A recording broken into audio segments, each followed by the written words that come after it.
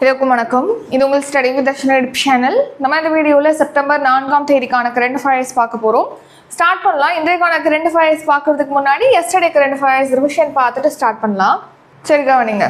September 3ஆம் தேதிக்கான current affairs revision. First question, இஸ்ரோவால் உருவாக்கப்பட்ட முதல் உள்நாட்டு செமிகண்டக்டர் சிப் எது? ஆன்சர் விக்ரம் 32. தமிழ்நாட்டில் நிதி பற்றாக்குறை எத்தனை சதவீதமாக குறைக்கப்பட்டுள்ளது? ஆன்சர் 3%. மத்திய நீர் ஆணையம் எந்த ஆண்டு தொடங்கப்பட்டது? ஆன்சர் ஆப்ஷன் பி 1945ஆம் ஆண்டு. நிலநடுக்கத்தால் பாதிக்கப்பட்ட ஆப்கானிஸ்தானுக்கு எத்தனை டன் நிவாரணப் பொருட்களை இந்தியா வழங்கியுள்ளது? Answer 21 ton. குறைந்தபட்ச ஆதரவு விலையில் பருத்தி கொள்முதலுக்கு அறிமுகப்படுத்தப்பட்ட செயலி எது? Answer option B Kapas Kisan. ஒவ்வொரு ஆண்டும் மத்திய பட்ஜெட் எப்போது தாக்கல் செய்யப்படுகிறது?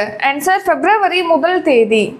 ஆளுநர் எந்த அரசமைப்பு சட்டப்பிரிவுகளின் கீழ் மசோதாக்களுக்கு ஒப்புதல் அளிக்கிறார்? ஆன்சர் சட்டப்பிரிவு 200. எந்த அரசமைப்பு சட்டப்பிரிவின் கீழ் மாநிலத்தில் குடியரசுத் தலைவர் ஆட்சி அமல்படுத்தப்படுகிறது? ஆன்சர் சட்டப்பிரிவு 356.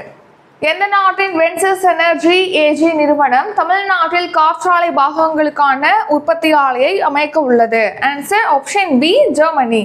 நாட்டில் ஒரு சில மாநில வரிகள் தவிர பிற 17 வரிகள் மற்றும் 13 கூடுதல் வரிகளை ஒருங்கிணைத்து தொடங்கப்பட்ட வரி எது? ஆன்சர் ஆப்ஷன் பி சரக்கு மற்றும் சேவை வரி. தேசிய முக்கிய கனிமங்கள் திட்டம் எத்தனை ஆண்டுகள் செயல்படுத்தப்பட உள்ளது? ஆன்சர் 7 ஆண்டுகள். இப்போ இன்றைக்கான கரண்ட் அஃபேர்ஸ் பார்க்கலாம். சரி கவனிங்க. ஃபர்ஸ்ட் கொஸ்டின், தமிழ்நாட்டில் 1 லட்சம் மக்களுக்கு எத்தனை டாக்டர்கள் உள்ளனர்? ஆன்சர் ஆப்ஷன் பி 194 டாக்டர்கள் இருப்பதாக தெரிவிச்சிருக்காங்க. தமிழ்நாட்டில் 1 லட்சம் மக்களுக்கு 194 டாக்டர்கள் இருப்பதாக இப்போ சமீபத்திய கணக்கெடுப்பில் தெரிவிச்சிருக்காங்க.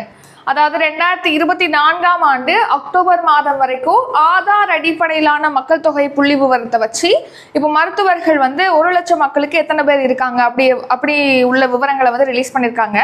அதில் பார்த்தீங்கன்னா தமிழ்நாட்டில் 1 லட்சம் மக்களுக்கு 194 டாக்டர்கள் இருப்பதாக தெரிவிச்சிருக்காங்க. அதே இதில் நம்ம இந்திய அளவில் நேஷனல் லெவலில் பார்த்தோம் அப்படின்னா இந்தியாவில் 1 லட்சம் மக்களுக்கு 99 டாக்டர்கள், தமிழ்நாட்டில் 194, இந்தியாவில் 1 லட்சம் மக்களுக்கு 99 டாக்டர்கள் தான் இருக்காங்க அப்படின்னு தெரிவிச்சிருக்காங்க. அடுத்து மாநிலங்கள் இப்போ அதிகமாக எந்த மாநிலத்தில் அதிகமான டாக்டர்கள் இருக்காங்க அப்படின்னு சொல்லிட்டு இந்த புள்ளி விவரத்தில் தெரிவிக்கிறாங்கன்னா கோவா மாநிலத்தில் 1 லட்சம் மக்களுக்கு 298 டாக்டர்ஸ் இருக்காங்க, அதிகமாக கோவாவில். அதுக்கு அடுத்தபடியாக கர்நாடகாவில் பார்த்தீங்கன்னா 207 டாக்டர், கேரளாவில் 1 லட்சம் மக்களுக்கு 203, ஆந்திராவில் 198 டாக்டர்ஸ் இருக்காங்க. தமிழ்நாட்டில் 194 டாக்டர் இருக்காங்க, இந்தியாவில் 99 டாக்டர் 1 லட்சம் மக்களுக்கு.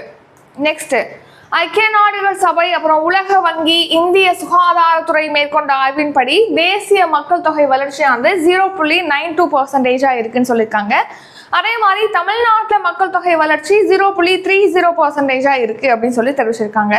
தமிழ்நாட்டில் மருத்துவர்கள் மற்றும் மக்களுக்கு இடையிலான விகிதம் அப்படிங்கிறது பார்த்தீங்கன்னா 2.5:1000, அதாவது 1000 மக்களுக்கு 2.5 டாக்டர் இருக்காங்கன்னு சொல்லிட்டு ரீசெண்டாக கரண்ட் அஃபேர்ஸில் பார்த்துருப்போம்.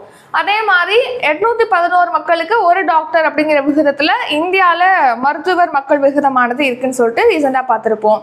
2025 இந்திய வாக்காளர்களுடைய பாலின விகிதம் 957. ஸோ இப்போ 1000 ஆண் வாக்காளர்கள் இருக்காங்கன்னா அதுக்கு இணையா 954 பெண் வாக்காளர்கள் தான் இருக்காங்க 2025.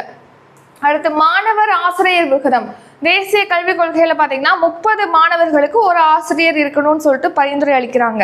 தமிழ்நாட்டில் மாணவர் ஆசிரியர் விகிதம் அப்படிங்கிறது 23:1, அதாவது 23 மாணவர்களுக்கு ஒரு ஆசிரியர் அப்படிங்கிற அடிப்படையில் தான் தமிழ்நாட்டில் ஆசிரியர்களோட எண்ணிக்கை இருக்கு. ஸோ முதன்முறையாக இந்த கல்வியாண்டில் நம்ம இந்தியாவில் ஆசிரியர்களோட எண்ணிக்கை 1 கோடியை கடந்திருக்குன்னு சொல்லிட்டு ரீசெண்டாக பார்த்துருப்போம். அடுத்து 2வது கேள்வி, நாடு முழுவதும் 5% மற்றும் 18% என 2 GST விகிதங்கள் எப்போது அமல்படுத்தப்பட உள்ளது? ஆன்சர் செப்டம்பர் 22ஆம் தேதி. ஸோ GST 2.0, அதாவது அடுத்த தலைமுறைக்கான GST அப்படின்னு சொல்லிட்டு நம்ம பார்த்துருப்போம். இப்போ நெக்ஸ்ட் ஜென்ரேஷனுக்கு GST எளிமைப்படுத்தும் வகையில் இப்போ 2 விகிதங்களாக குறைக்க போகிறாங்க. ஏற்கனவே 5%, 18%, 12%, 28% சொல்லிட்டு 4 விகிதங்களில் வரியானது விதிக்கப்படுது GST. இப்போ அதை என்ன பண்றாங்க அப்படின்னா இந்த 12, 28 நீக்கிட்டு 5%, 8% சொல்லிட்டு 2 விகிதங்களாக குறைக்கிறாங்க. அதன்படி பாத்தீங்கன்னா இந்த 2 விகிதங்களாக குறைக்கிறாங்க இல்லையா, இது செப்டம்பர் 22ஆம் தேதியிலேருந்து அமலுக்கு வரும் அப்படின்னு சொல்லி அறிவிச்சிருக்காங்க ஜிஎஸ்டி கவுன்சில்ல. ஸோ ஜிஎஸ்டி கவுன்சில் கூட்டம் ரீசெண்டாக தில்லியில் நடைபெற்றது. மத்திய நிதியமைச்சர் நிர்மலா சீதாராமன் அவர்கள் தலைமையில் அவங்க தான் இப்போ முடிவு எடுத்திருக்காங்க. அந்த குழு தான் என்ன முடிவு எடுத்திருக்காங்க, செப்டம்பர் 22லேருந்து ஜிஎஸ்டி ஆனது இனிமே 2 விகிதங்களாகவே வரி வசூலிக்கப்படும். அது எந்த விகிதங்கள் அப்படின்னா 5%, 18% சொல்லிட்டு. அப்போ 12% உள்ள 99%, 90% பொருட்களுக்கு பார்த்தீங்கன்னா 5% குறைச்சிருவாங்க. ஸோ அது நமக்கு லாபம் தான்.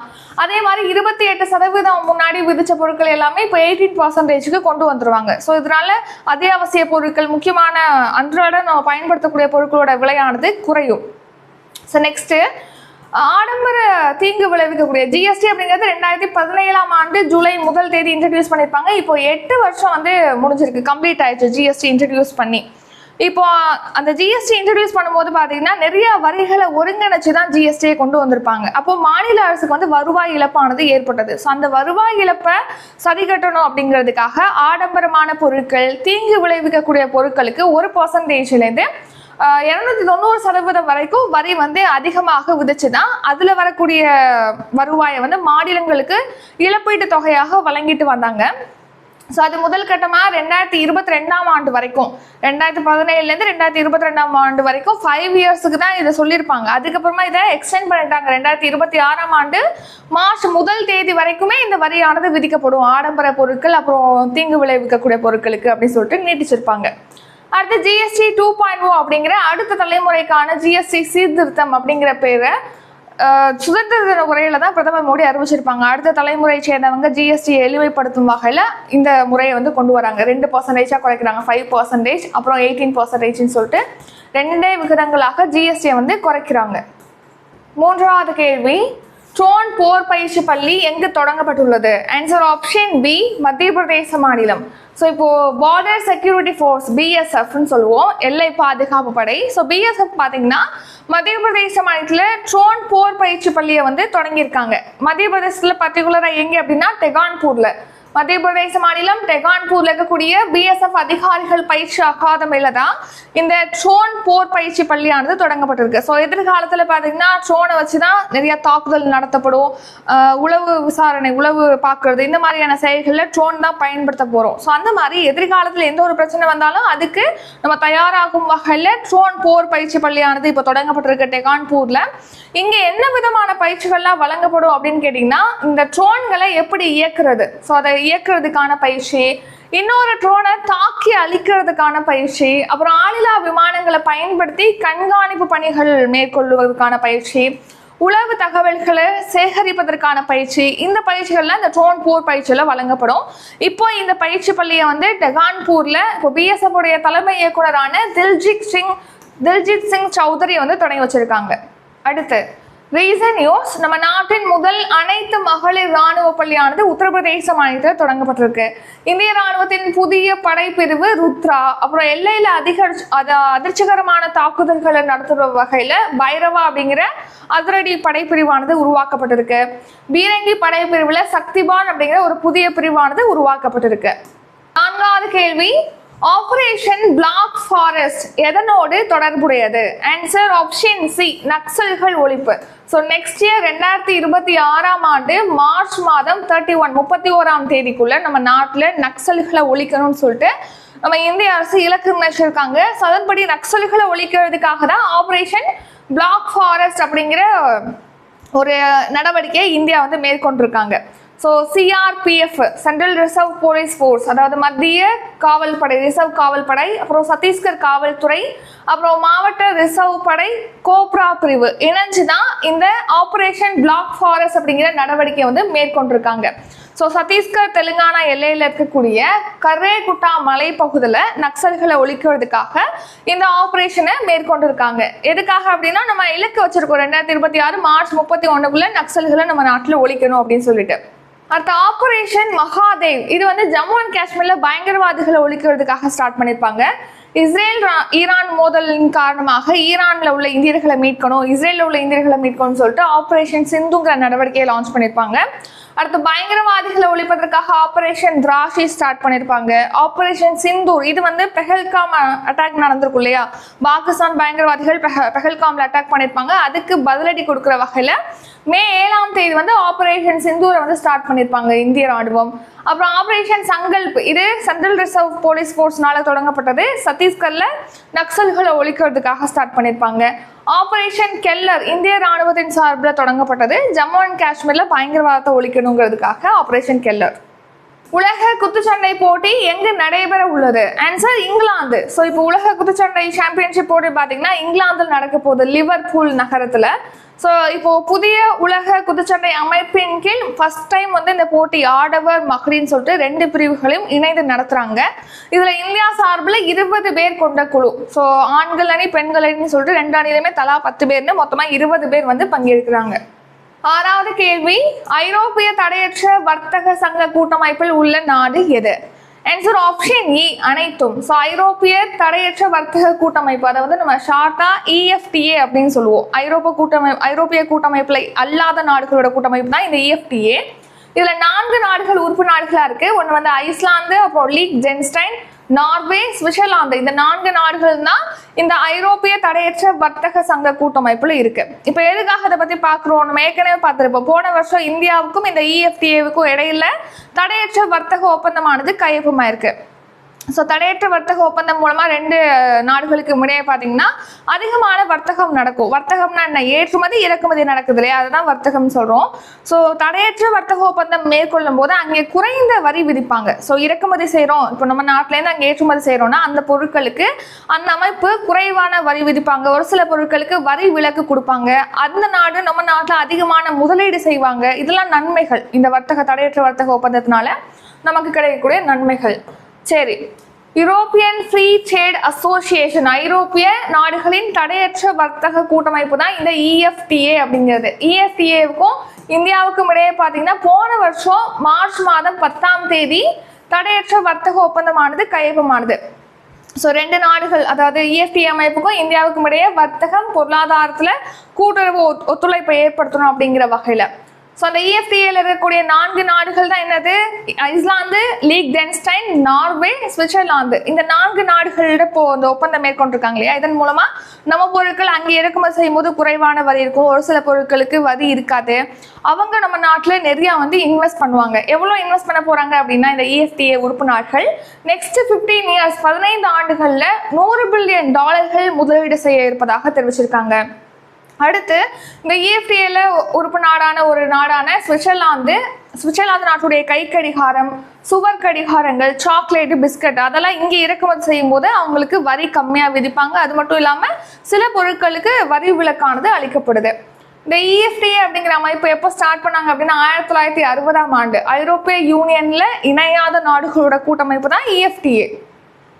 கேள்வி, நாட்டில் முக்கிய கனிமங்கள் மறுசுழற்சிக்கு எத்தனை கோடி மதிப்பிலான ஊக்குவிப்பு திட்டம் தொடங்கப்பட்டது? ஆன்சர் ஆப்ஷன் பி 1500 கோடி. இப்போ நம்ம நாட்டில் முக்கிய கனிமங்கள் திட்டம், தேசிய முக்கிய கனிமங்கள் திட்டம்ங்கிறது 2025 ஸ்டார்ட் பண்றதா பார்த்துருப்போம். இது 7 இயர்ஸ்க்கு செயல்படுத்துவாங்க அப்படின்னு எஸ்டர்டே கரண்ட் அஃபேர்ஸ்ல மென்ஷன் பண்ணிருப்போம்.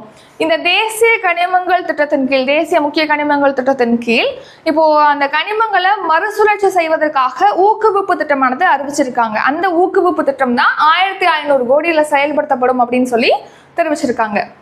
ஸோ இப்போ தேசிய முக்கிய கனிமங்கள் திட்டத்துடைய ஒரு அங்கமாக முக்கிய கனிமங்களை மறுசுழற்சி செய்யும் திட்டத்தை வந்து தொடங்குறாங்க. மறுசுழற்சி செய்வதை ஊக்குவிப்பதற்கான திட்டத்தை, அதுதான் எவ்வளவு கோடியில் 1500 கோடியில செயல்படுத்துறதுக்கு இப்போ மத்திய அமைச்சரவை ஒப்புதல் அளிச்சிருக்காங்க. ஸோ அதன்படி பார்த்தீங்கன்னா இந்த மறுசுழற்சி முக்கிய கனிமங்கள் மறுசுழற்சி ஊக்குவிப்பு திட்டம் அப்படிங்கிறது 2025 2030 to 31 வரைக்கும் 6 இயர்ஸ்க்கு செயல்படுத்த போறாங்க. ஸோ எதுக்காக அப்படின்னா இந்த முக்கிய கனிமங்களுடைய மறுசுழற்சி திறனை அதிகரித்து ஆண்டுக்கு குறைந்தபட்சம் ஒரு 270 கிலோ டன்னுக்கும் மேலே முக்கிய கனிமங்களை மறுசுழற்சி செய்யணும். அதன் மூலமாக ஒவ்வொரு வருஷமும் 40 கிலோ டன் முக்கிய கனிமங்கள் உற்பத்தியை வந்து உறுதிப்படுத்தும் வகையில் தான் இந்த ஸ்கீம் ஊக்குவிப்பு திட்டத்தை தொடங்குறாங்க. இதன் மூலமா 8000 கோடி முதலீடுகளானது நமக்கு கிடைக்கும், 70,000 வேலை வாய்ப்புகளானது உருவாகும் சொல்லிட்டு தெரிவிச்சிருக்காங்க. 8வது கேள்வி, இந்தியாவில் முதன்முறையாக உலக பாரா தடகள சாம்பியன்ஷிப் போட்டி எங்கு நடைபெற உள்ளது? ஆன்சர் டெல்லி. ஸோ டெல்லியில் பார்த்தீங்கன்னா இந்தியாவில் ஃபர்ஸ்ட் டைம் வந்து பேரா தடகள சாம்பியன்ஷிப் போட்டி, ஸோ மாற்றுத்திறனாளிகளுக்கான பேரா தடகள சாம்பியன்ஷிப் போட்டி டெல்லியில் இந்தியாவில் ஃபர்ஸ்ட் டைம் நடக்க போகுது. செப்டம்பர் 27 அக்டோபர் 5 வரைக்கும். இந்த போட்டியில் 73 பேர் கொண்ட இந்திய அணி வந்து பார்ட்டிசிபேட் பண்ண போகிறாங்க. ஸோ இதில் 73 பேர் பங்கேற்கிறாங்க இல்லையா, ஈட்டியர்கள் வீரர் சுமித் அன்பில் தலைமையில் தான் இவங்க பங்கேற்க போகிறாங்க இந்த அணி. ஸோ ஃபிடே உலக கோப்பை செஸ் போட்டியானது இந்த வருஷம் கோவாவில் நடைபெற இருப்பதாக தெரிவிச்சிருக்காங்க. ஆசிய சர்ஃபிங் போட்டி ரீசெண்டாக மாமல்லபுரத்தில் நடைபெற்றது. மகளிருக்கான 13வது ஒருநாள் உலக கோப்பை போட்டி இந்தியாவில் நடக்க போகுது. நெக்ஸ்ட் ஹாக்கி ஃபெடரேஷனுடைய ஜூனியர் உலக கோப்பை ஹாக்கி போட்டி இந்த வருஷம் மதுரையிலையும் சென்னையிலையும் நடத்தப்படும். 9வது கேள்வி, சூப்பர் கருடா கூட்டு ராணுவ பயிற்சி எங்கு தொடங்கப்பட்டுள்ளது? Answer option A, Jakarta. So இந்தோனேஷியாவில் ஜகார்த்தாவில் தான் சூப்பர் கருடா அப்படிங்கிற கூட்டு ராணுவ பயிற்சியானது தொடங்கப்பட்டிருக்கு. சூப்பர் கருடா அப்படிங்கிறது அமெரிக்காவுக்கும் இந்தோனேஷியாவுக்கும் இடையே நடத்தப்படக்கூடிய பயிற்சி. இதில் பார்த்தீங்கன்னா 2022 தான் நிறைய நாடுகள் பங்கேற்றுட்டு வராங்க. இப்போ இந்த வருஷம் நடக்கக்கூடிய பயிற்சியில் 13 நாடுகள் வந்து பங்கேற்கிறாங்க. 6500 வீரர்கள், 13 நாடுகளை சேர்ந்து 6500 வீரர்கள். இப்போ இந்த பயிற்சி இந்தோனேஷியாவின் ஜகார்த்தாவில் தொடங்கப்பட்டிருக்கு. ஸ்டார்டிங்கில் இனிஷியலாக வந்து இந்த பயிற்சி இந்தோனேஷியாவுக்கும் அமெரிக்காவுக்கும் இடையே 2009 ஸ்டார்ட் ஆனிச்சு. ரீசன் நியூஸ், டெவில் ஸ்ட்ரைக் அப்படிங்கிற பேரில் பயிற்சியை வந்து இந்தியா நடத்திருக்கு. அதுக்கடுத்து எகுவரேன் கூட்டு ராணுவ பயிற்சி இந்தியா மற்றும் மாலத்தீவுக்கு இடையே நடைபெற்றிருக்கு. சைக்ளோன் 2025ங்கிற பயிற்சி இந்தியாவுக்கும் எகிப்துக்கும் இடையே நடத்தப்பட்டிருக்கு. தர்மா கார்டியன்கிறது இந்தியாவுக்கும் ஜப்பானுக்கும் இடையிலான கூட்டு ராணுவ பயிற்சி. ஜல்தல் ரக்ஷா அப்படிங்கிறது குஜராத்தில் நடத்தப்பட்டிருக்கு இந்திய ராணுவத்தின் சார்பில் பயிற்சி. வருணா கூட்டு பயிற்சி இந்தியாவுக்கும் பிரான்ஸுக்கும் இடையிலான பயிற்சி. அடுத்து டஸ்லிக் அப்படிங்கிறது இந்தியாவுக்கும் உஸ்பெகிஸ்தானுக்கும் இடையிலான பயிற்சி. இது வந்து வருணாங்கிறது கூட்டு கடற்படை பயிற்சி இந்தியாவுக்கும் பிரான்ஸுக்கும் இடையே கண்டக்ட் பண்றாங்க. 10வது கேள்வி, தேசிய வனவிலங்கு தினம் எப்போது அனுசரிக்கப்படுகிறது? Answer September 7. ஒவ்வொரு வருஷமும் செப்டம்பர் 7 தான் தேசிய வனவிலங்கு தினம், அதாவது நேஷனல் வைல்ட் லைஃப் டே வந்து செலிப்ரேட் பண்றோம். ஸோ வனவிலங்குகள், அழிந்து வரக்கூடிய வனவிலங்குகளை பாதுகாக்கணும், அது குறித்த விழிப்புணர்வு மக்கள்கிட்ட ஏற்படுத்தணுங்கிறதுக்காக செப்டம்பர் 4 இந்த தேசிய வனவிலங்கு தினம் செலிப்ரேட் பண்றோம். வனவிலங்குகளை பாதுகாக்கிறதுக்காக வனவிலங்கு பாதுகாப்பு சட்டம் 1972 இயற்றப்பட்டிருக்கு. புலிகளை பாதுகாக்கிறதுக்காக 1973 புலிகள் திட்டம் தொடங்கப்பட்டிருக்கு. எலிஃபென்ட்ஸ், அதாவது யானைகளை பாதுகாக்கிற திட்டம் 1992 ஸ்டார்ட் பண்ணியிருக்காங்க. அடுத்த ஷார்ட் நியூஸ், லாஸ்ட் 4 இயர்ஸ்ல தமிழ்நாட்டில் 6,09,030 கரும்பு விவசாயிகளுக்கு 1145.12 கோடி வழங்கப்பட்டிருக்கு சிறப்பு ஊக்கத்தொகையாக அப்படின்னு சொல்லிட்டு தெரிவிச்சிருக்காங்க. நாமக்கல்ல மோகனூர்ல பாத்தீங்கன்னா கூட்டுறவு சர்க்கரை ஆலையில எத்தனால் உற்பத்தி அலகு 6.67 கோடியில மேம்படுத்தப்பட இருக்கு அப்படின்னு தெரிவிச்சிருக்காங்க. நெக்ஸ்ட் இன்றைக்கான கரண்ட் அஃபேர்ஸ் பார்க்கலாம். அதுக்கு முன்னாடி இப்போ வர செப்டம்பர் 10 பார்த்தீங்கன்னா தமிழ் டெஸ்ட் பேட்ச் குரூப் 4க்காக அப்கமிங் குரூப் 4க்காக ஸ்டார்ட் பண்ணுறோம். அதுக்கான ஃபீஸ் வந்து 500 rupees. ஷெட்யூல் வேணா டிஸ்கிரிப்ஷனில் காண்டாக்ட் நம்பர் இருக்குது, அந்த நம்பருக்கு வாட்ஸ்அப்பில் டெக்ஸ்ட் பண்ணி கேட்கலாம். இப்போ தான் வீடியோவும் அப்லோட் பண்ணியிருப்போம் தமிழ் டெஸ்ட் பேட்ச் பற்றி, அதை செக் பண்ணி பார்த்துக்கலாம். அடுத்து குரூப் 2க்காக 1000+ கொஸ்டின்ஸ் இருக்கக்கூடிய பிடிஎஃப் வந்து ரெடி பண்ணியிருக்கோம். பை பண்ண நினைக்கிறவங்க டிஸ்கிரிப்ஷனில் காண்டாக்ட் நம்பர் இருக்குது, அந்த நம்பருக்கு காண்டாக்ட் பண்ணி இல்லைனா பே பண்ணி ஸ்க்ரீன்ஷாட் எடுத்து அனுப்பலாம். 200 rupees. இதை தமிழ்நாடு ஸ்கீம் பிடிஎஃப் வந்து ரெடி பண்ணியிருக்கோம், அது வந்து 150. சென்ட்ரல் கவர்மெண்ட் ஸ்கீம் மட்டும் இருக்கக்கூடிய பிடிஎஃப் இருக்குது, அதுவும் 150. ஸோ இதை பற்றி டீட்டெயில் டிஸ்கிரிப்ஷனில் இருக்குது, செக் பண்ணி பார்த்துக்கோங்க. இப்போ நம்ம ரிவிஷன் பார்க்கலாம். ஃபர்ஸ்ட் கொஸ்டின், தமிழ்நாட்டில் 1 லட்சம் மக்களுக்கு எத்தனை டாக்டர்கள் உள்ளனர்? Answer option B, 194. நாடு முழுவதும் 5% மற்றும் 18% என 2 ஜிஎஸ்டி விகிதங்கள் எப்போது அமல்படுத்தப்பட உள்ளது? Answer September 22.